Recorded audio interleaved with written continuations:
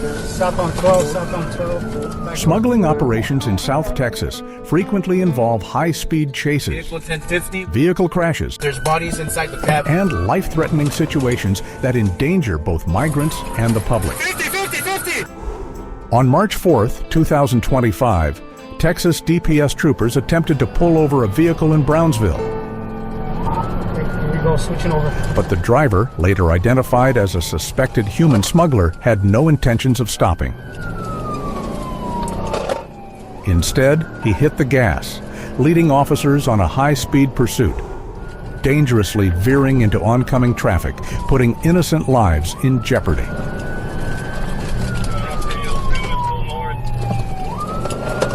The suspect continues to evade without any regard for the public, nearly causing accidents with other drivers. It's open, I'm gonna pit. DPS Trooper quickly attempted a pit maneuver to stop the suspect, but the driver managed to regain control. Driving wrong side of the road. Driving on the left side of the road. Okay.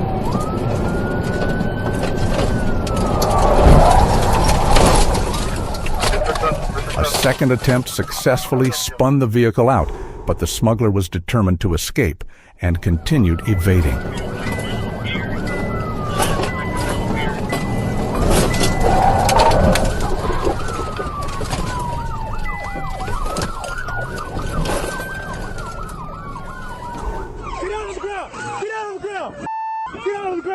The driver and a passenger bailed out, taking off on foot, but troopers were quick to react, chasing them down and making the arrests. Driver? Yeah.